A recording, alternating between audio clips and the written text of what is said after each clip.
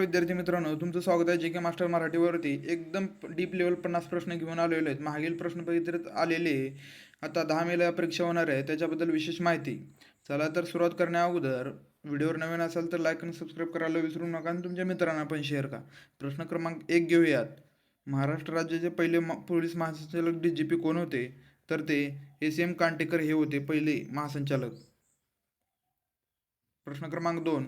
Grey hound हे विशेष दल प्रामुख्याने कोणत्या कारवाया रोखण्यासाठी प्रशिक्षित केले जाते? तर ते नक्षलवादी प्रशिक्षित केले जाते. प्रश्न क्रमांक 3. महाराष्ट्रात राज्य राखीव पोलीस बलाची SRPF स्थापना कोणत्या वर्षी करण्यात आली? तर ते 1948 या वर्षी करण्यात आलेली आहे. प्रश्न क्रमांक 4. भारतीय राज्यघटनेतील कोणते कलम समान नागरी कायदा संबंधित आहे? तर ते कलम 44 हे समान नागरी कायदा संबंधित आहे. प्रश्न क्रमांक 5.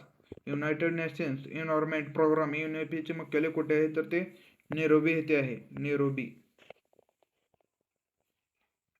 प्रश्न क्रमांक 6.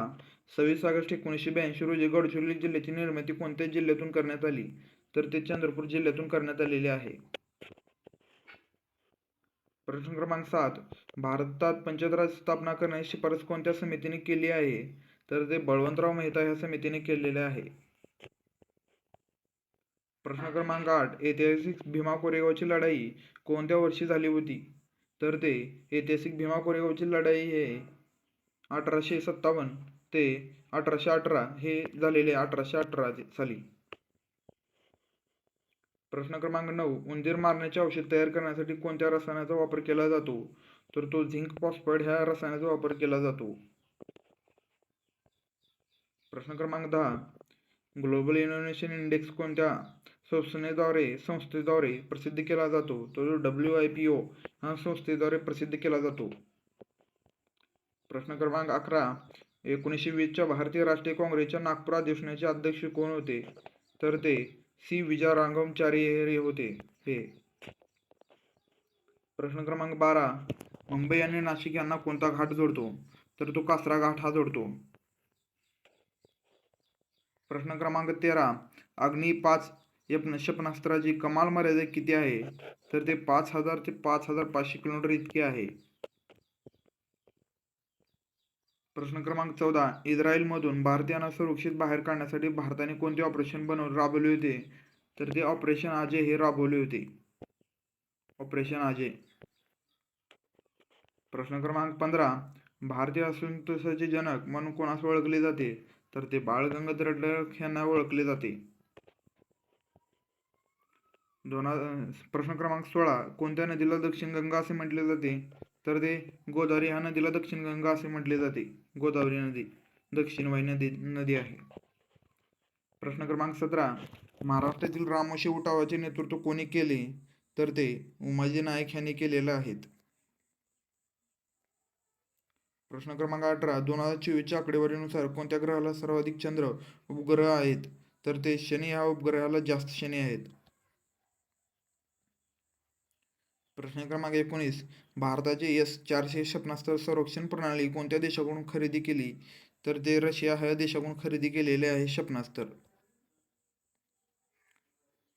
प्रश्न क्रमांक 20. महाराष्ट्रातील कोणत्या जिल्ह्याची लोकसंख्या घनता सर्वात कमी आहे? तर तो गडचिरोली जिल्ह्याची घनता कमी आहे. प्रश्न क्रमांक 21. नॅशनल सिक्युरिटी एनर्जी तर तिची स्थापना कोणत्या वर्षी झाली? तर ते 1984 साली स्थापना झालेली नॅशनल सिक्युरिटी गार्ड. प्रश्न क्रमांक 22. अभिनव भारत या गुप्त संघटनेची स्थापना कोणी केली? तर ते विदा सावरकर यांनी केलेले आहे. अभिनव भारत. प्रश्न क्रमांक 23. भारतातील स्वच्छ भारत अभियानाची सुरुवात कोणत्या वर्षी झाली? तर ते 2014 साली झालेली आहे. प्रश्न क्रमांक 24. प्रार्थना समाजाची स्थापना कोणत्या वर्षी झाली? तर ते 1867 ह्या साली झालेले आहे. आरोहली पर्वतरांगेत सर्वोच्च शिखर कोणते आहे? तर ते गुरु शिखर हे आहे. गुरु शिखर. प्रश्न क्रमांक 26. 2023चा दादासाहेब फाळके पुरस्कार कोणाला प्रदान करण्यात आला? तर तो वहीद रहमान यांना प्रदान करण्यात आलेला आहे. रक्त गोठण्यासाठी कोणत्या जीवनसत्वाची आवश्यकता असते? तर जीवनसत्व हे के हे असते आवश्यक. प्रश्न क्रमांक 28. इंद्रासागर धरण कोणत्या नदीवर बांधलेले आहे? तर ते नर्मदा ह्या नदीवर बांधलेलं आहे इंद्रासागर धरण. नर्मदा. प्रश्न क्रमांक 29. भारतातील कोणत्या राज्याला सर्वात लांब समुद्रकिनारा लाभला आहे? तर तो गुजरात ह्या राज्याला समुद्रकिनारा लाभलेला आहे जास्त. प्रश्न क्रमांक 30. ग्लोबल वॉर्मिंग प्रामुख्याने कोणत्या वायूच्या साठ्यामुळे होते? तर तो कार्बन डायऑक्साईड याच्यामुळे होते. प्रश्न क्रमांक 31. महात्मा गांधीचे राजगुरू कोण होते? तर ते गोपाळकृष्ण गोखले हे होते.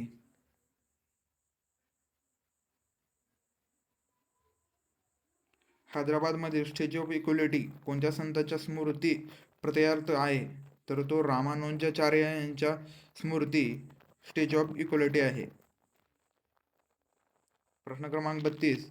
2024 मध्ये G20 शिखर परिषदेचे यजमानपद कोणत्या देशाकडे होते? तर ते दक्षिण आफ्रिकाकडे यांच्याकडे होते. प्रश्न क्रमांक 34. राज्यसभेच्या सदस्याचा कार्यकाळ किती वर्षाचा असतो? तर तो 6 वर्षाचा असतो.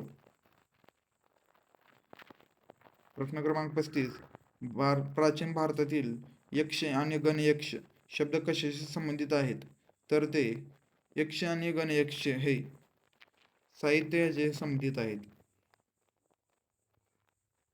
प्रश्न क्रमांक 36. C60 कमांडो युनिट भारतातील कोणत्या राज्यात कार्यरत आहे? तर ते महाराष्ट्र राज्यात आहे.